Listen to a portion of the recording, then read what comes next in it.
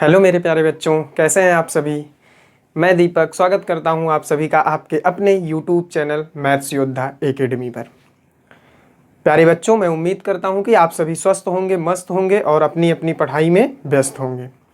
तो आज हम पढ़ने वाले हैं क्लास 10th में एक चैप्टर है बीजगणित का, जिसका नाम है दो चर वाले रैखिक समीकरण युग्म।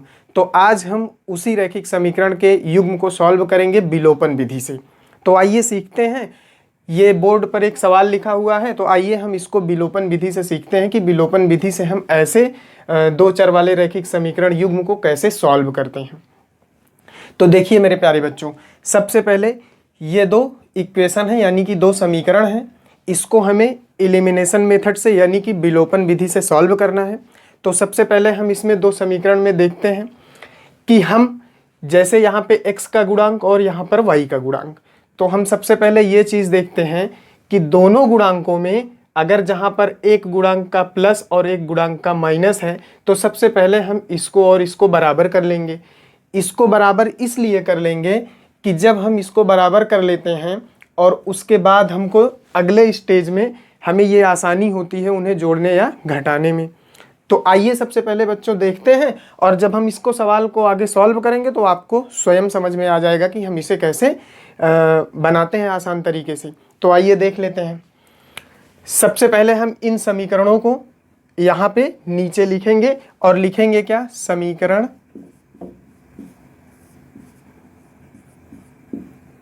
एक व समीकरण दो से। तो हम सबसे पहले क्या करेंगे, इन दोनों समीकरण को यहाँ पे नोट डाउन कर लेंगे।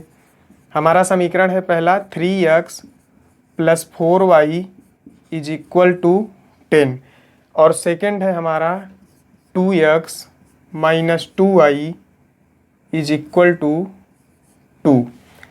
देखिए, हमें इसको और इसको बराबर करना है ना। यहाँ पर 4 है 4y, लेकिन यहाँ पर 2y है। तो हम यहाँ पर 4y कैसे ला सकते हैं, यानी कि हमें यहाँ पर 4y लाने के लिए 2 से मल्टीप्लाई कराना पड़ेगा, है ना बच्चों। अगर हम यहाँ पर 2 से मल्टीप्लाई करा दें तो 4y ये भी हो जाएगा और 4y ये भी हो जाएगा। इसका मतलब ये क्या हो जाएंगे, y के गुणांक बराबर हो जाएंगे। ये भी बराबर हो जाएगा y का गुणांक, और ये बराबर पहले से ही है यानी कि y का 4 है।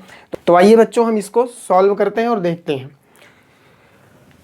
हमें इसे 4y बनाने के लिए हमें क्या करना पड़ेगा, इसमें 2y से मल्टीप्लाई कराना पड़ेगा। हमें 2y से इसमें मल्टीप्लाई कराना पड़ेगा। तो हम क्या करेंगे, इसमें 2 से मल्टीप्लाई करा देंगे सारे समीकरण में, और इसमें हम केवल 1 से मल्टीप्लाई कराएंगे। चूंकि हमारा यहाँ ऑलरेडी 4y है, इसलिए हम क्या करेंगे, हम इसमें 1 से मल्टीप्लाई करा देंगे और इसमें हमें 2 से मल्टीप्लाई कराना पड़ेगा, इसलिए कि हमें इसे y का गुणांक 4 बनाना है। तो आइए देखते हैं।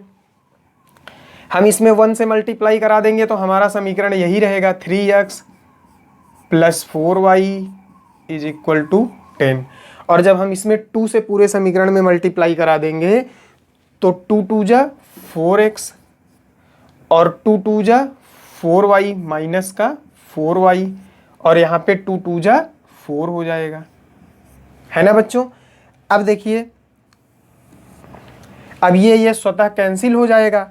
भाई एक प्लस का 4y है और एक माइनस का 4y है, तो ये क्या हो जाएगा, ये दोनों आपस में कैंसिल हो जाएंगे। हम इसीलिए आपसे कह रहे थे कि यहाँ पे +4 का y होगा, यहाँ पर माइनस का 2y है, यानी कि y का गुणांक जो एक प्लस होगा एक माइनस होगा तो उसी को ले लेंगे। इसलिए कि यहाँ जब इस स्टेज में आएंगे तो हम ये अपने आप देखिए गुणांक जब हम बराबर करते हैं तो ये स्वतः कैंसिल हो गया। हमें इसमें ना जोड़ने और घटाने वाला कोई झंझट नहीं है। तो हम क्या करेंगे, इसको स्वतः कैंसिल कर देंगे। ये स्वतः ही कैंसिल हो जा रहा है, तो इसको और इसको हम ऐड कर लेंगे, 4 3 7x हो जाएगा, और ये तो कैंसिल ही हो गया। अब इसमें जोड़ेंगे तो क्या हो जाएगा, 10 और 4 क्या हो जाएगा, 14 हो जाएगा, है ना प्यारे बच्चों। अब हमें इसका x का मान चाहिए, तो यानी कि x बराबर 14/7 हो जाएगा। और 7 के टेबल में 2 बार हम टेबल पढ़ेंगे तो 14 आएगा, यानी कि 7 दूनी 14 क्या हो जाएगा, x बराबर 2। x बराबर 2 आ गया। अब हमें इस x का मान समीकरण 1 में रख देना है तो हमें y का मान मिल जाएगा। और विलोपन विधि में करना क्या रहता है, हमें x और y ये जो दो चर हैं, यानी एक x चर है और एक y चर है, इन्हीं दो वेरिएबल्स का हमें मान निकालना रहता है। तो हमने x का मान तो निकाल लिया, अब हम इस x का मान x का मान रख देंगे समीकरण 1 में, तो हम y का मान निकाल लेंगे। तो आइए देखते हैं, समीकरण 1 हमारा क्या है, हम लिख लेते हैं 3x प्लस, समीकरण 1 हमारा क्या है 3x plus 4y is equal to 10। अब हम इसमें वैल्यू किसकी रख देंगे, x बराबर 2 की। तो देखिए जहां x है हम वहां वैल्यू रख देंगे 2 की, और उसके बाद ऐसे ही हम पूरा समीकरण नोट डाउन कर लेंगे। देखिए 3 का 2 से मल्टीप्लाई कराएंगे तो क्या हो जाएगा, 6 हो जाएगा, और ये प्लस 4y है और ये 10 है। समझ में आया प्यारे बच्चों। देखिए अब ये 4y, हमें चूंकि y की वैल्यू चाहिए तो हम y को इधर ही रखेंगे। ये जब बराबर के उस पार जाएगा तो इधर तो प्लस है, तो इधर जाएगा तो क्या हो जाएगा प्यारे बच्चों, माइनस। और ये 4y ऐसे ही रहेगा, 10 में से 6 जाएगा तो क्या हो जाएगा, 4 हो जाएगा।